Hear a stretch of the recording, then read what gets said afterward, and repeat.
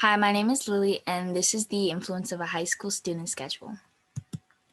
This is South High, a school in Torrance, California, an English class mixed with in-person and online students. What are these students actually doing when they're in class? Are they being interactive, having discussions, or are they just working on their computer, ironically also online? These long periods of time sitting in a classroom with no interaction are draining these students. Whether it be back pain or mental exhaustion, these students are tired. Class lengths need to be cut because students can work on their computer at home, so why not use the class to actually teach? And if the excuse is lessons aren't long enough, then it's even more reason to bring back 57-minute classes and 6-period days. Now, what do you see here? An exhausted person, a sick person, or is it a student? In the most recent years, it was found that among high school students, 72.7% reported insufficient sleep, with about 20% reporting sleeping fewer than 6 hours a night.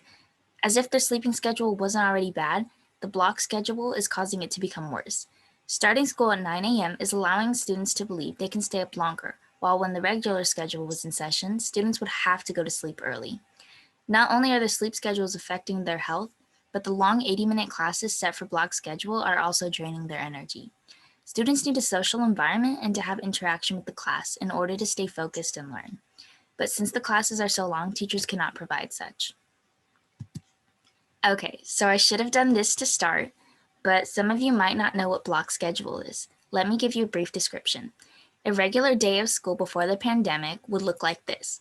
School starts at 8 a.m. and the first period begins. Next class would be the second period, then break and third period, and so forth.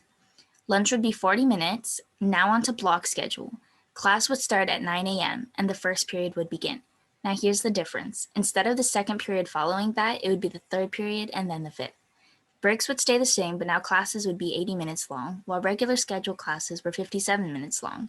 It may not look too bad from the outside, but as a student, I can say it is so much more work than a regular schedule would have been. I feel like the block schedule can affect different students in different ways, but it isn't fair to kids who mentally struggle to focus in class or to sit still for too long. Here's a comparison of a student who has ADHD and is taking average classes, and a student who does not have ADHD and is taking advanced classes. Clearly, the student who has ADHD is struggling. This just goes to show how our school is limiting our students' education with the block schedule. As said in the article, Schedule with Shorter Periods Strengthen Study and Social Patterns, written by Andrew Johnson, schedules with shorter periods strengthen study and social patterns. A student falls asleep during a long, laborious class period of the block schedule. The trendy block schedule allows too much time for students and teachers to drift into unproductivity. It couldn't have been more perfectly put into words.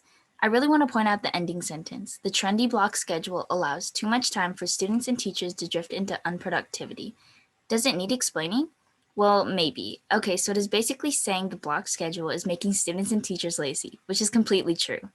If you have ADHD, it doesn't stop you from turning in your homework or trying hard on tests, but this block schedule has given students the impression that they can slack off because they don't have that specific class next week or the next day, or because they aren't in person the next day. Since we're on the topic of grades, what do you think most students' grades look like? All A's, maybe some B's? Sure, maybe some, but I can tell you that most students are either failing one or two classes or struggling to reach a C. In a recent report from spring of 2020, it was found that in the Bay Area, a 50% increase in failing grades in some districts. In New Mexico, one school reported that 79% of students failed at least one class. Across that state, the number hovers at 40%. In Houston, the failure rate was 42%. In St. Paul, 40% failed at least one class. In Kentucky, one high school reported that 65% of students failed at least one class. Another school reported that among seniors, 30% failed at least one class in fall 2020. Austin schools experienced a 70% jump in class failure rates between October 2019 and October 2020. Hawaii reported that 18% of seniors were off track to graduate because of at least one failure. It's not just a few people struggling, it's everyone, but no one wants to dig up all the reasons for it. Your kids and all these hardworking students try their best, and it's time we notice them when they are struggling and help them in ways we can. Although it might be something people look at as a minor part, scheduling can really change a student's life, and it could benefit their education. Schools should take it more seriously and consider a student's mental health. Whether it be depression, ADHD, or something else, school does affect students' lives. So why don't we make it a positive impact? Thank you.